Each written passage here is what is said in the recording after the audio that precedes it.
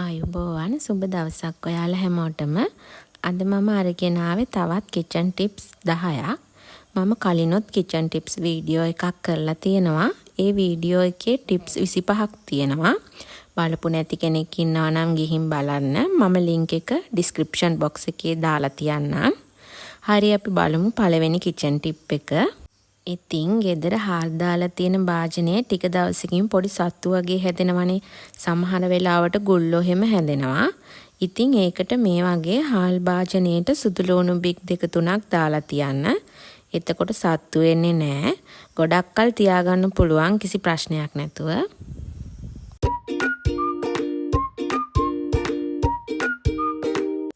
මේ තියෙන්නේ මගේ කටින් බෝඩ් එක.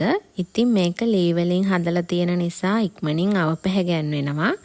ඒ වගේම හොඳට වේරුවේ හැම නැත්තම් පුස් වගේ හැදෙන්න බලනවා. ඉතින් අපි මස් මාළු කපන්නෙත් මේ කටින් බෝඩ් එකේ නම් පිළිගඳ හැමත් එනවා. ඉතින් ඒ හැමදේම යවන්න පුළුවන් විදිහක් තමයි මේ තියෙන්නේ. මුලින්ම ලුණු කුඩු ටිකක් මේ විදිහට කටින් බෝඩ් එකේ හැම තැනටම දාගන්න ඕනේ. ඊට පස්සේ දෙහි ගෙඩියක් කපලා අරගෙන දෙහි යුෂ ටික මිරිකන ගමන් හොඳට දෙහි වලින් මැද ගන්න ඕනේ මේ විදිහට.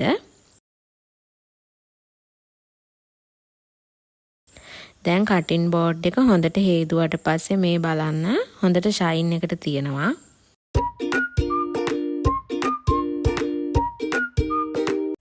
මේ තියෙන්නේ බටර් එකක් ෆ්‍රිජ් එකෙන් ගත්ත ගමන්ම.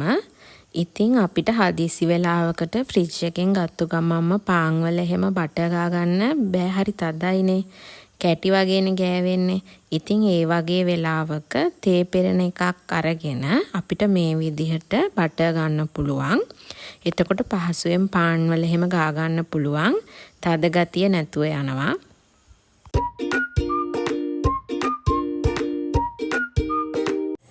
ගෙදරට කජු ගෙනාවාම ටික දවසක් යනකොට කජු වල ෆ්‍රෙෂ් ගතිය නැති වෙලා වගේ යනවනේ.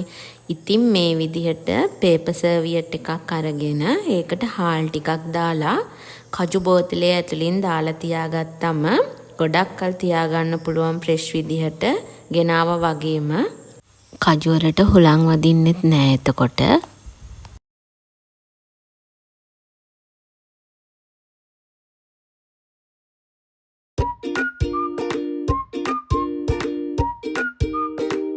ඉතින් සමහර අයට මිරිස් එහෙම කපන්න බෑ, අත දැවිල්ල අල්ලනවනේ. ඉතින් ඒ අයට පුළුවන් ගෑරොප්පුවක් අරගෙන මේ විදිහට මිරිස් ටික දාගෙන අතින් අල්ලන්නේ නැතිව කපා ගන්න. නයි මිරිස් එහෙමත් මේ විදිහට සෙට් කරගෙන කපා ගන්න පුළුවන්. එතකොට අතේ ගෑවෙන්නේ නෑ.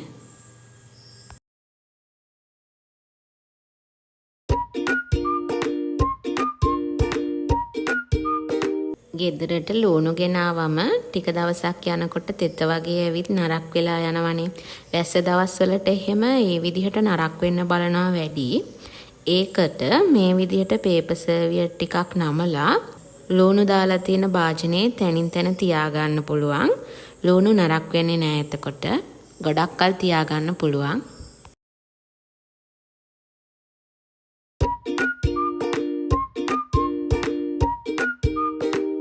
උයන්න පොල් ගෙඩියක් බින්දාට පස්සේ සමහර වෙලාවට මේ වගේ පොල් බෑයක් ඉතිරි වෙනවනේ. ඉතින් පොල් බෑයේ මේ විදිහට පොල් තෙල් ටිකක් හොඳට ගාගෙන shopping එකක දාලා හොඳට ගැට ගහලා ෆ්‍රිජ් එකේ දාගන්න. ගොඩක් දවස් තියාගන්න පුළුවන් ෆ්‍රෙෂ් විදිහට. පුස් එහෙම හැදෙන්නේ නැහැ.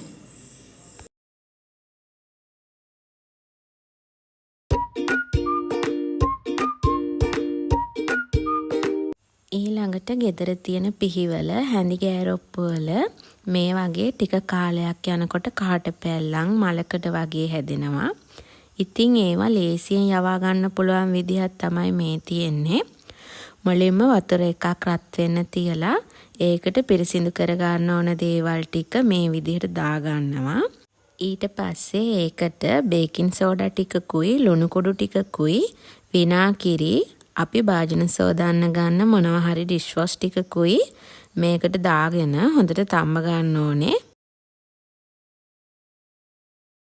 දැන් බලන්න ටික වෙලාවකින් මේ විදිහට හොඳට පිරිසිදු වෙලා තියෙනවා.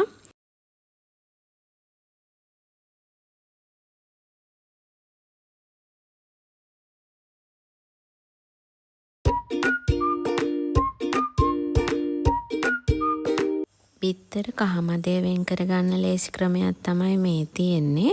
මේ විදිහට පෙනේරයක් අරගෙන ඒකට බිත්තරය කඩලා දැම්මට පස්සේ ටික වෙලාවකින් සුදු මදේ පෙරිලා ගිහින් කහමදේ ඉතිරි වෙනවා. ඒ විදිහට පහසුවෙන් වෙන් කරගන්න පුළුවන් කහමදේ.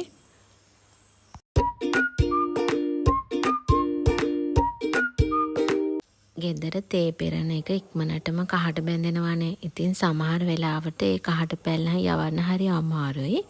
ඉතින් මේ විදිහට කහට පැල්ලම් ලේසියෙන් යවා ගන්න පුළුවන්. මේ විදිහට ස්ට්‍රේන එක ලිපට ලං කරගෙන ටික වෙලාවක් රත් කර ගන්න ඕනේ. ඊට පස්සේ මේ විදිහට ඩිෂ් වොෂ් ටිකක් දාලා හොඳට මැද ගන්න. කහට පැල්ලම් පහසුවෙන් ඉවත් කර ගන්න පුළුවන්. ඉතින් කිචන් ටිප්ස් 10ම මම ඔයාලට පෙන්නුවා. එහෙනම් ආයෙත් අලුත් වීඩියෝ එකකින් හම්බ වෙනකන් ඔයාලා හැමෝටම සුබ දවසක්.